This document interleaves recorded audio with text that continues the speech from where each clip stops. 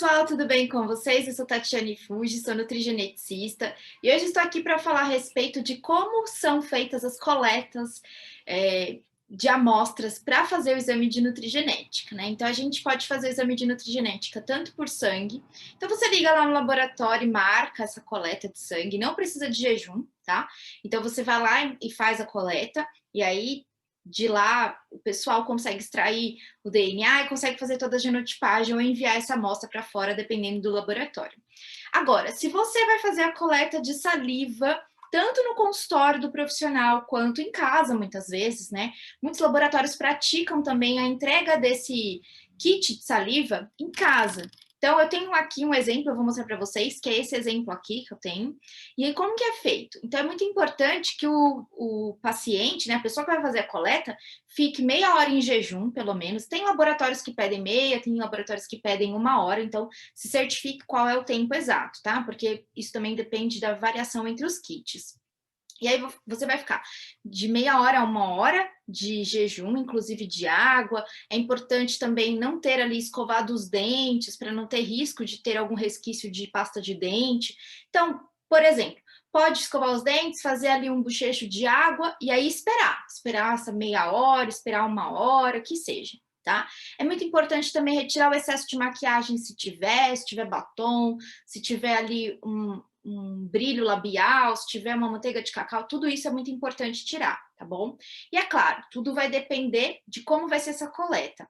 Tem alguns coletores que são coletores como se fosse aqueles cotonetes, né? O suave. Então, o suave, muitas vezes, como a pessoa ela vai colocar e vai fazer um esfregaço na bochecha, então do lado de dentro, do outro lado, muitas vezes na língua também, e vai colocar no tubinho.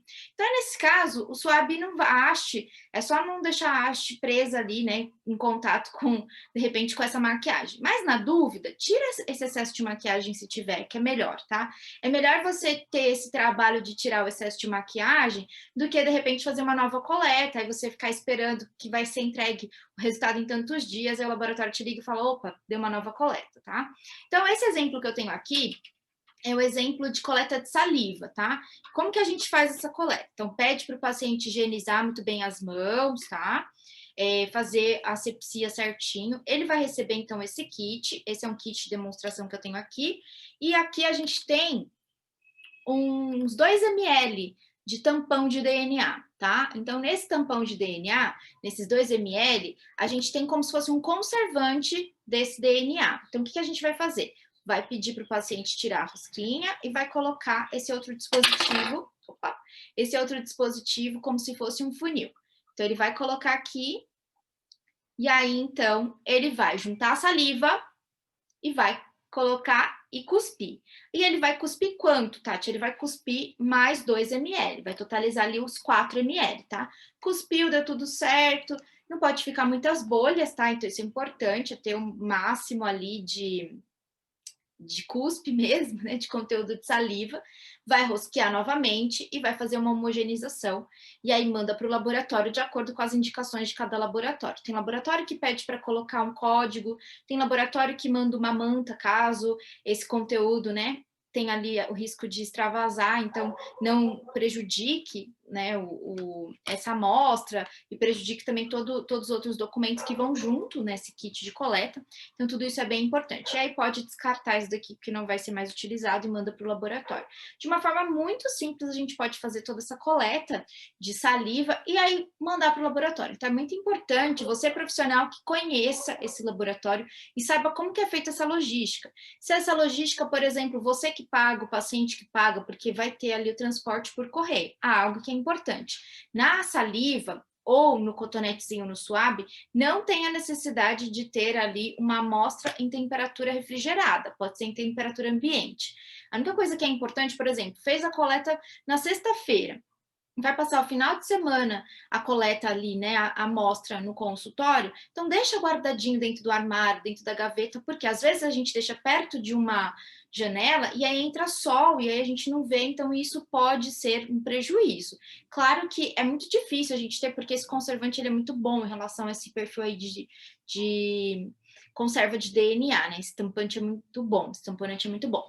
Agora, algo que é muito importante também a gente falar é que nem todo mundo consegue ter saliva, nem todo mundo consegue, né, cuspir. Tem pacientes que demoram muito para cuspir. E aí, o que é a nossa sugestão?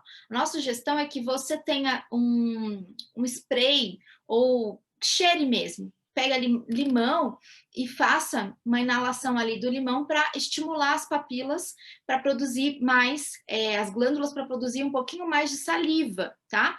Então isso pode ajudar. Se mesmo assim não ajudar, aí seria interessante fazer uma coleta de sangue. Geralmente, por isso que às vezes tem laboratório que pratica muito a coleta de suave, porque daí não tem necessidade de ficar estimulando saliva e é muito mais fácil, principalmente se a gente pensar em crianças, em bebezinhos, né? Então, existe também essa forma. Mas se você estiver trabalhando com esse kit de saliva, muitas vezes vai ser importante ter um aroma ali de limão para estimular um pouquinho mais, ou de repente, né, ter ali o próprio limão, né, para que o paciente ele fique inalando para aumentar aí a chance de mais saliva, tá? De conseguir capturar mais saliva também.